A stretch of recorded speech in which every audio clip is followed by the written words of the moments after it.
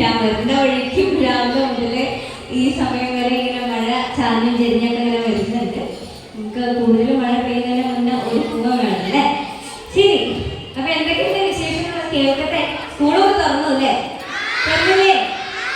കുറെ പേര് യൂണിഫോം ഒക്കെ ഇട്ടുണ്ട്, ചിലർ ഫുൾ ഡ്രസ്സൊക്കെ ഇട്ടുണ്ട്. ആഹാ, കാണാൻ നല്ല ചന്തണ്ട്. കൂട്ടുകാരൊക്കെ വീണ്ടും കണ്ടപ്പോ എങ്ങനെ തോന്നുന്നു? സന്തോഷമുണ്ട്? കണ്ടുണ്ടാക്കുന്നില്ലേ? പഠിക്കുന്നുണ്ടോ? എന്തെങ്കിലുമൊക്കെ പഠിക്കണ്ടേ? എന്താ പഠിക്കണേ? എന്തൊക്കെയാ പഠിക്കണേ? ഓ, എനിക്കോ പഠിക്കുന്നുണ്ടെന്ന് മനസ്സിലായി. ശരി, ഞാൻ നിങ്ങളോടൊക്കെ ഉണ്ടോന്നൊന്ന് മനസ്സിലാക്കട്ടെ. ഞാൻ ഒരു വിദ്യ ഒപ്പിക്കാം. ഞാൻ ഹലോ എന്ന് പറയാം, തിരിച്ചെനിക്ക് ഹായ് എന്ന് പറയണം. എങ്ങനെ? ഞാൻ എങ്ങനെയാണോ ഹലോ പറയണേ അതേപോലെ തിരിച്ചെനിക്ക് ഹായ് എന്ന് ഉറക്കെ പറഞ്ഞായിരുന്നു. നോക്കട്ടെ, ഞാൻ നേരത്തെ ടീച്ചർ നിങ്ങളെ വിളിച്ചപ്പോഴേ നിങ്ങളുടെ ആഹ്ലാദം ഞാൻ കണ്ടിട്ടുണ്ടായിരുന്നു. എനിക്ക് ഉറപ്പാണ് നിങ്ങൾ തിരിച്ച് അടിപൊളി റിപ്ലൈ തരുന്നത്. നോക്കിയാലോ നമുക്ക്? Hello hello. ആ, അതാണ് ഹായ്. നമ്മൾ ഹായ് പറയുന്നത് എങ്ങനെ ഹായ് പറയാ? ഹലോ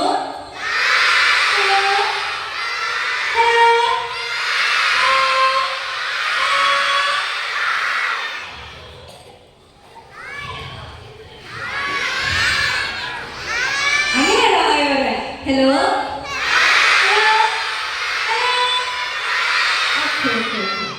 ശരി ശരി ശരി, എല്ലാവരോടും ഉണ്ടെന്ന് മനസ്സിലായി. ഇപ്പൊ നമ്മള് എന്തോ ഒരു ദിനാചരണത്തിന്റെ ഭാഗമായിട്ടാണ് ഇവിടെ വന്നിരിക്കുന്നത് അല്ലേ? ഞാനിപ്പോ ഇവിടെ നിൽക്കണേ. എന്തായിരുന്നു ഇന്നലെ? ഇന്നലത്തെ ദിവസത്തിന് എന്തോ ഒരു പ്രത്യേകത ഉണ്ടായിരുന്നു. എന്തായിരുന്നു? വായനാ ദിനോ? അതെന്താ? അതെന്തിനാ? വായിക്കണ ദിനം. ആ, അതാണ്, വായിക്കണ ദിനമാണ് വായനാ ദിനം. അത് ശരി. ഇന്നലെ കൂട്ടുകാർ ഇന്നലെ എന്ത് ചെയ്തേ? വായിച്ചോ? ഇന്നലെ മാത്രമേ വായിച്ചുള്ളൂ? മിനിഞ്ഞാന്ന് വായിച്ചു. അത് ശരി, ഇന്ന് വായിച്ചോ? നാളെ വായിക്കോ? വായിക്കോ? സംശയമുണ്ട്. വായിക്കോ? എന്തിനാ ഈ ദിനാചരണങ്ങളൊക്കെ നടത്തണേ? എന്തിനാ വായനാദിനൊക്കെ നടത്തണേ? ഇതിനൊക്കെ ആവശ്യമുണ്ടോ?